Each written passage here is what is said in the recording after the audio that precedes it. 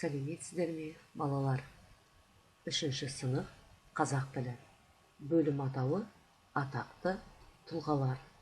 Сабақтың тақырыбы қазақтың қаһарман ұлы.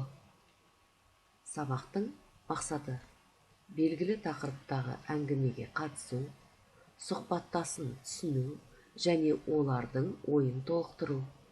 Үлгі бойынша сөйлемдегі сөздердің орын тәртібін сақтап, сөйлемдер құрастыру.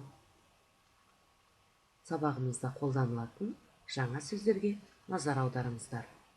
Батыр, қаһарман, герой. Балуан, борец. Ою, орнамент.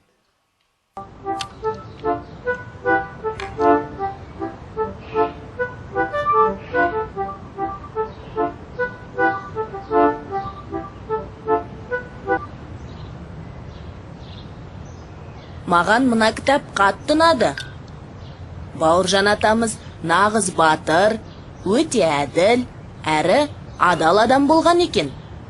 Батыр Бауыржан атамызды айтасыз ба?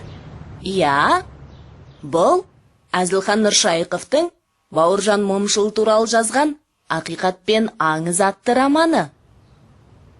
Атамыздың әрбір әрекеті сондай әсерлі баяндалады. Мұнда батырдың бала кезінен бастап барлық өмірі жазылған ба? Бәрі деуге болмайды. Егер сені батырдың балалық шағы қызықтырса, Бауыржан Момышұлының өзі жазған «Ұшқан ұя» деген кітапты тауып оқы. Бауыржан атамыз жазушыда болған ба? Иә.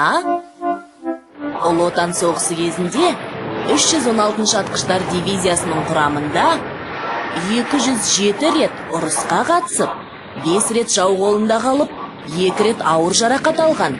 Бір ұрыста Бауыржан Момышұлының омыртқасына оқ тиген. Батыр атамыз ешқандай дәрі-дәрмексіз ашық далада сол оқты алдыртып, шайқасқа қайта кіріскен. Қандай шыдамды? Ал соғыстан кейін не істеген? Соғыстан кейін жоғары әскери академияны бітіріп, сонда дәріс берген. Әскери қызмет аяқталып, демалысқа шыққан соң, басынан өткендерін жазуға отырған. 2010 жылы батыр жазушы шығармаларының 30 томдық жинағы басылып шықты. Бауыржан атамыз қазақ әдебиетінде әскери мемуарлық роман жазған бірінші жазушы ретінде белгілі. Өте көп жазған екен. Әскери тақырыптағы мемуарлық романды, яғни соғыста басынан кешкендерін бірінші болып Бауыржан атамыз жазған. Оның Москва үшін шайқас, генерал Панфилов, бір түннің тарихы, соғыс психологиясы, қанмен жазылған кітап сияқты еңбектерінің бәрі де әскери мемуарлық шығармалар. Аға, Бауыржан батырдың қай жерде туғанын білесіз бе? Ол 1910 жылы Жамбыл облысы Жуалы ауданы Көлбастау ауылында туған. Әкесі Момыш өз бетімен орысша оқып үйренген. Өлең шығарып, жиын тойда айтысқа да түсіп жүретін адам болған. Ел арасында ағаш ұстасы, етікші және зергер ретінде танымал болған. Жанның жан-жақты болып өсуіне аса мән берген. Бауыржан дүниеден өткенше әкесінің айтқандарын есте сақтаған екен. Бауыржан Момышұлы 1982 жылы Алматыда қайтыс болды. Қай кітаптан бастап оқысам екен? Батырдың өзі жазған «Ұшқан ұя» деген кітаптан баста. Адал, әділ, шыншыл, еңбекқор, намысшыл, қайсар, әрі өз халқының абыройын бәрінен де жоғары қоятын Бауыржанның осы қасиеттері қайдан бастау алатынын түсінесің. Ал балалар, тыңдалған мәтін бойынша Бауыржан кім деген сұраққа жауап жазыңыздар. Диаграмманы толтырыңыздар. Тапсырманы орындап болсаңыздар, дұрыс жауабымен тексеріп көріңіздер. Бауыржан Момышұлы қаһарман, жазушы, батыр, балуан, суретші. Сіздердің де жауаптарыңыз дұрыс болды деген ойдамын. Оқы, қайтала. Бауыржан Момышұлының ескерткіші Астана қаласында орналасқан. Бауыржан Момышұлының мұражайы. Бауыржан Момышұлының отбасы. Бауыржан Момышұлының ескерткіші Астана қаласында. Бауыржан Момышұлының мұражайы бар. Бауыржан Момышұлының отбасы. Тыңдалым, айтылым әрекеті. Бауыржан Момышұлы суретті жақсы салған. Өзі салған автопортретінің бірнеше нұсқасы бар. Әр дәптерінің бетіне де түрлі суреттер салып отырған. Бауыржан ата ою да ойған. Әр оюдың артында қашан ойылғаны туралы мәлімет бар. Бауыржан атаның ұлының аты Бақытжан. Ол да жазушы, аудармашы. Бауыржан атаның оюларын келіні Зейнеп Ахметова жинаған. Бірінші тапсырма. Сұрақтарға жауап бер.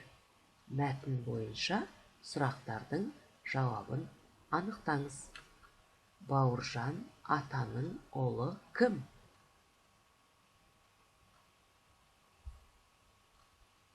Ол жазушы ма?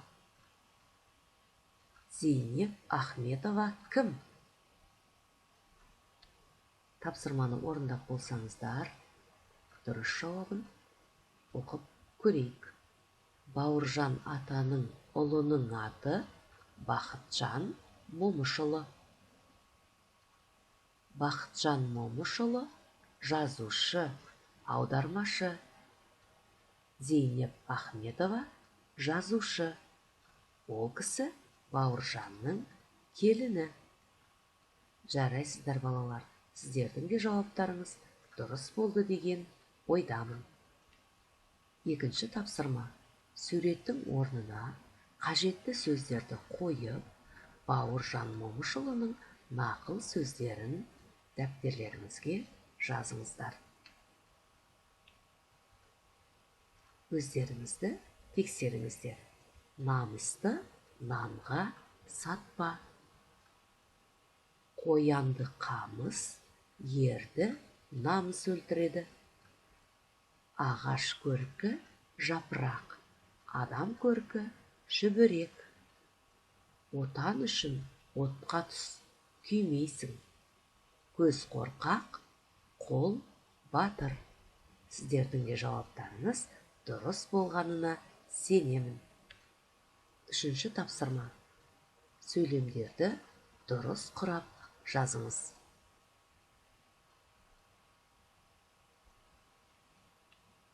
Тапсырманы орындап болсаңыздар, өздеріңізді дұрыс жауабымен тексеріп көріңіздер. Қазақтың батыр ұлдарының бірі Бауыржан Момышұлы. Ол Ұлы Отан соғысына қатысқан.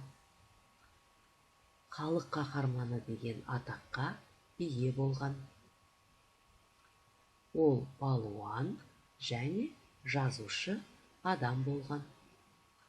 Алматы қаласында Бауыржан Момышұлының атында көше бар. Оның соғыс уақытында жазған жазушыға ана тілін ардақта, досыма деген өлеңдері бар.